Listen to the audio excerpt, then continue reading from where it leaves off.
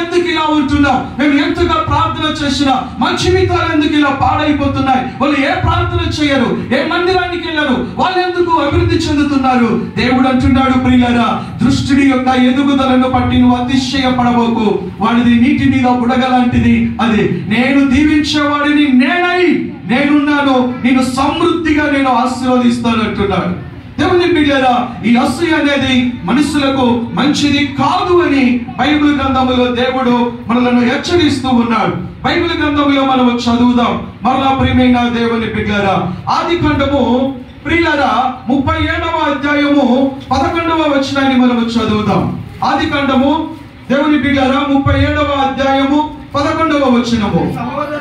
అతని సహోదరులు అతని యందు అసూయపడిరి. దేవుని బిడ్డలారా, ఎవరు ఈయన? యేషావు పైన ఎంతమంది 10 మంది అన్నలు అసూయ తెచ్చుకున్నారు. ఎందుకు?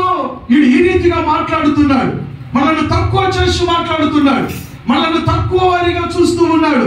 ఏమిటి ఇది ఇలా మాట్లాడుతూ ఉన్నాడు? అది దైవికముగా చెందినటువంటి వాగ్దానమని, దర్శనమని, దేవుడు చెప్తున్నటువంటి దర్శనాలను ఆయన చూపిస్తూ ఉంటే వాళ్ళకది దేవుని బిడ్డరా ఎగతాళిగా ఉంది, చిన్నతనముగా ఉంది. ఆడికి అసూయ చెందారు, కొట్టారు, గోతులో పడేశారు, ఐగుప్తులకు అమ్ముకున్నారు. ఎప్పుడైతే అసూయ పడ్డారో, అసూయ పడినటువంటి వాళ్ళే ఎవరి దగ్గరికి వెళ్ళి చేతులు కట్టుకున్నారు? యేషేబు దగ్గరికి వెళ్ళి చేతులు కట్టుకొని నిలబడ్డారు. ప్రియులారా, కయీను అసూయ పడ్డాడు, దేశదిమ్మరైపోయాడు. రాహేలు అసూయ పడింది, గర్భాన్ని దేవుడు ఆపివేశాడు.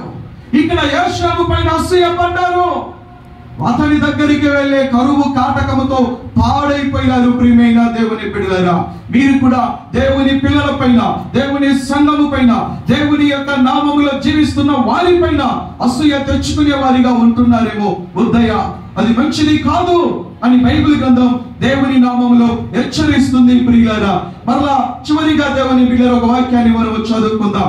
1 సామ్యుయేలు గ్రంథం దేవుని బిడ్డలారా 18వ అధ్యాయము 7-9 వచనాలను మనం చదువుదాం. 1 సామ్యుయేలు గ్రంథము 18వ అధ్యాయము 7వ వచనం నుంచి మనం చదువుదాం. ఆ స్త్రీలు గాన ప్రతిగానము చేయుచు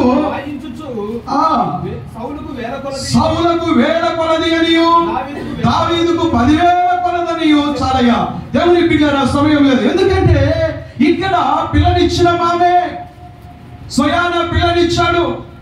పిల్లనిచ్చిన మామ అల్లుడు ఊర్లోకి వస్తుంటే యుద్ధం చేసి అల్లుడిని చూసి ఏమనుకోవాలి? మామ నా అల్లుడు వీరుడు, శూరుడు, గొప్పవాడయ్యా అని ఊర్లో వాళ్ళందరూ పొగుడుతూ ఉంటే నువ్వు కూడా ఆనందపడవలసినది పోయి ఏం తెచ్చుకున్నాడు? అసూయ తెచ్చుకున్నాడు. ప్రియులారా, ఈ దేశానికి, ఈ రాష్ట్రానికి రాజును నేనుంటే నన్ను పొగడాలి, కానీ నా అల్లుడిని పొగుడుతుండేంది? అల్లుడు పొగిడితే నీకేమైంది? నువ్వు పిల్లనిచ్చావు కదా, నువ్వు నీ యొక్క అల్లుడే కదా.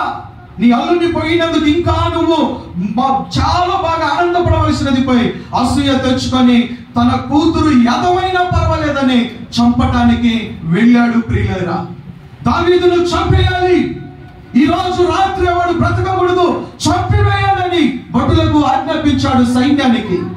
దావీదును చంపటానికి వెంటబడుతూ ఉంటే కొండల మట్టి, లోయల మట్టి, పుట్టల మట్టి దాగుకుంటూ తిరుగుతూ ఉన్నాడు. ప్రియులారా, సొంత మామ అసూయపడ్డాడు. ఆఖరికి ఏమైపోయాడు? సౌలు తన కత్తితో తానే పొడుచుకొని చచ్చాడు. ప్రియమైన దేవుని బిడ్డలారా, అసూయ అంత భయంకరమైనదయ్యా. దేవుని నామములో తెలియపరుస్తున్నారు. అసూయ ఎంత భయంకరమైనదంటే అంత భయంకరమైనది. మనిషికి అది మంచిది కాదు అని బైబిల్ గ్రంథములో దేవుడు తెలియజేస్తున్నాడు. ప్రియమైన దేవుని బిడ్డలారా, విశాఖపట్నంలో 2 సహోదరులు ఉన్నారు. 2 భార్యాభర్తలు చాలా చక్కగా ప్రార్థనకి వెళ్ళేవాళ్ళు. భర్త ఏమో ఆఫీసులో దేవుని బిడ్డల ఉద్యోగం, ఎక్కడ బ్యాంకులో, భార్య ఏమో హై స్కూల్లో టీచరు.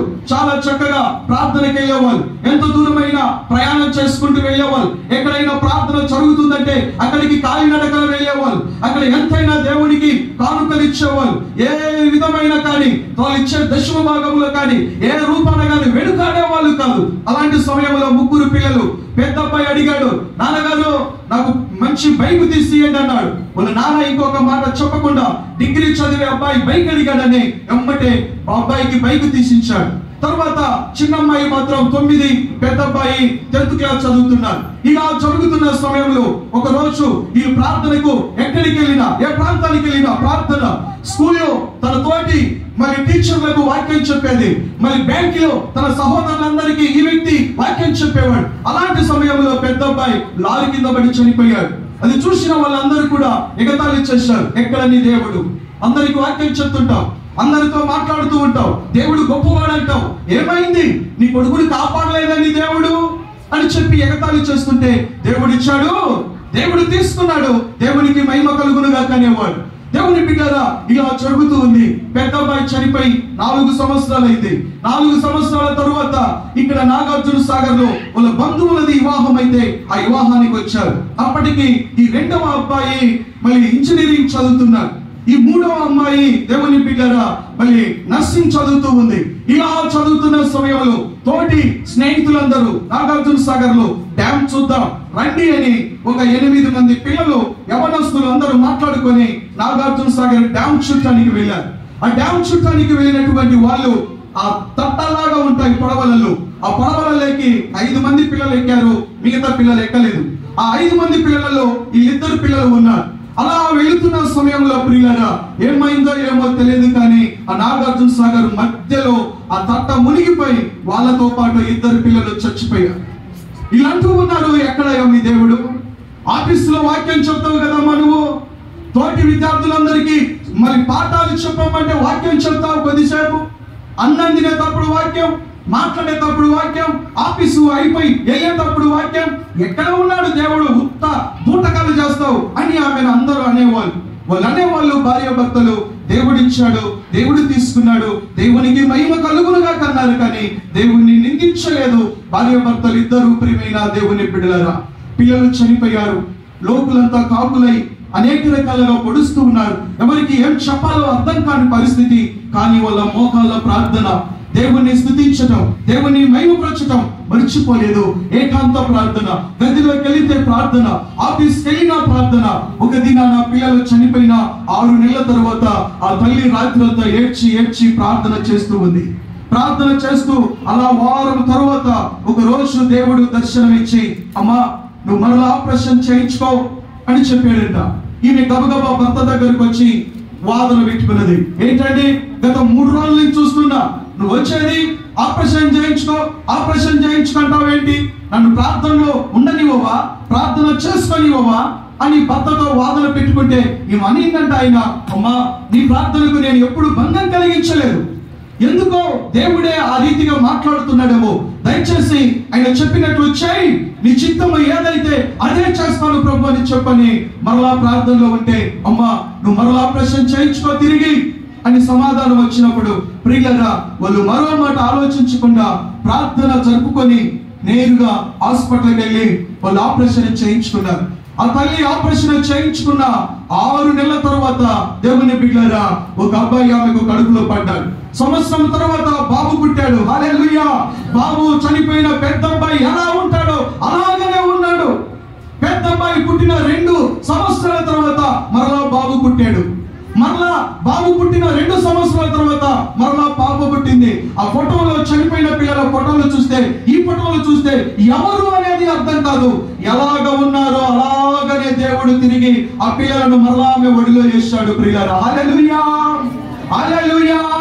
నీ మాట చాలయ్యా, నీ చూపు చాలయ్యా, నీ తోడు చాలయ్యా,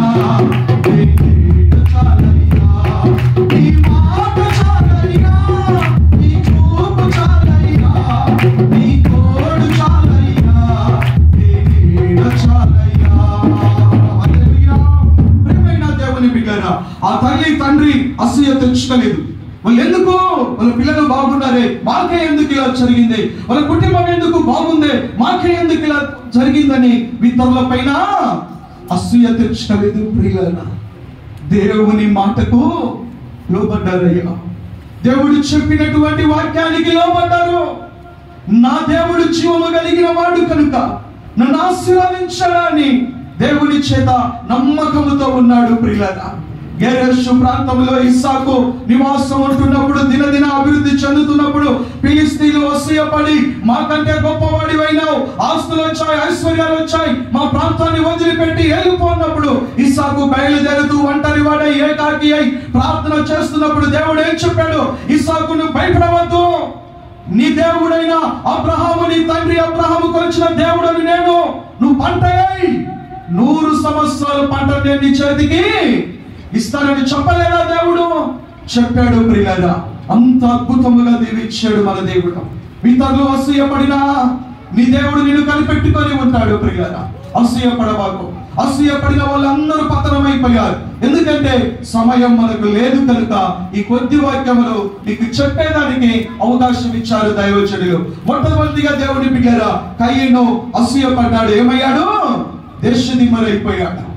తర్వాత అసూయపడ్డాడు. దేవుని బిడ్డలారా, అసూయపడింది అక్క పైన. ఏమైంది? గర్భఫలాన్ని దేవుడు ఆపేశాడు. అన్నలు అసూయపడ్డారు, తిండి లేక కరువుతో అల్లాడిపోయారు. మామ అసూయపడ్డాడు, అల్లుడి పైన తన కత్తితో తానే పొడుచుకొని చచ్చాడు. ఇస్సాకు పైన అసూయపడ్డారు ఫిలిస్తీన్లు. దేవుని వాక్యము చేత పతనమైపోయారు ఫిలిస్తీన్లు ప్రియులారా. ఈ రోజు ఫిలిస్తీన్ల దేశమే లేదు. ఎందుకని?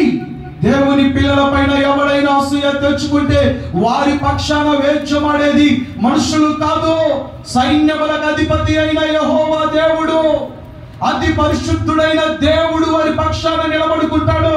మిరియాము మోసే పైన అసూయ తెచ్చుకుంటే దేవుడైన యెహోవా ఉగ్రుడై ఏమన్నాడు మిరియామును? మిరియాము, ఎన్ని గుండెలు నీకు, నా దాసుడైన నా సేవకుడైన మోసే పైన అసూయపడడానికి ఎన్ని గుండెలు నీకు? మోసే ఎంత వినయవంతుడు, ఎంత ప్రార్థన పరుడు. నువ్వు అసూయపడ్డావు కనుక నువ్వు కుష్ఠరోగి అయిపోవదువు గాక. స్వయాన అక్క మోసేకు స్వయాన అక్క. దేవుని బిడ్డలారా, నైలు నదిలో జమ్ము పెట్టెలో దాచిపెడితే ముడుక్కొని తన తమ్ముడి కోసం చూసినది. అలాంటి అక్క ఒక క్షణములో తన తమ్ముడి పైన అసూయ తెచ్చుకొని కుష్ఠరోగి అయిపోయింది. ఈ రోజు దేవుని బిడ్డలైన మీ మీద ఎవరైనా ఎప్పుడైనా ఎక్కడైనా అసూయ పడితే నువ్వు నమ్ముకున్న నీ దేవుడు నీ పక్షాన నిలబడి ఆ వ్యక్తి వైపు చూస్తాడు ప్రియులారా. కనుక దేవుని బిడ్డల పైన అసూయ తెచ్చుకోబోకండి. ఏదున్నా సమాధాన పడండి. గొప్ప దైవజనులను మీ సంఘానికి ఇవ్వటం ఎంతో అద్భుతకరం. ఈ రోజు దేవుని బిడ్డలారా, కన్నులారా చూసి 7 రోజులు ఒక సేవకుడిగా ఉండిన నేను ప్రార్థనలో ఉన్నాను. మీ యొక్క నడవడిక, మీ ప్రార్థన నడిపింపు చాలా గొప్పగా ఉంది. దేవుడు అవకాశం ఇస్తే ఇక ఆదివారాలలో ఇలాంటి సమయాలలో కుదరదు. ఎందుకంటే చూరులో నుంచి నాకంటూ ఇక్కడ ఒక సంఘాన్ని ఇస్తారు, అక్కడ నడిపింపు కోసం వెళ్ళాలి కాబట్టి కుదరదు. మిగతా రోజులలో ఎప్పుడైనా మరలా ప్రార్థనలలో ఉండేదానికి అయ్యగారిని సంప్రదించి వచ్చేదానికి అవకాశం అడుగుతారు. ఈ అవకాశం ఇచ్చినటువంటి దైవజనులు అయ్యగారికి ప్రత్యేకముగా వందనాలు, కృతజ్ఞతలు తెలియజేసుకుంటూ ఉన్నారు. మీకందరికీ కూడా వందనాలు, కృతజ్ఞతలు తెలియజేసుకుంటున్నాం. మా కుటుంబంలో కొరకు ప్రార్థించండి. దేవుని బిడ్డలారా, మా పిల్లలు అయ్యగారి ఆలోచన అదే, నా ఆలోచన అదే. ఏంటంటే మా పిల్లలు సేవ చేయాలని, మా పిల్లలను మా అబ్బాయిని సేవ చేయాలి అని అంటే డాడీ ఇంకొకటి చెప్పేదైనా ఇంటాను కానీ అది చెప్పబాగనేవాడు. కనుక దేవుని బిడ్డలారా, మేము దేవుని నామములో బలపడాలని ఇంకా ప్రార్థిస్తారని సంఘంతో మీకు అందరికీ విన్నవించుకుంటూ తెలియజేసుకుంటున్నాను. Thank you. వందనాలు అయ్యగారు. చాలా వందనాలు.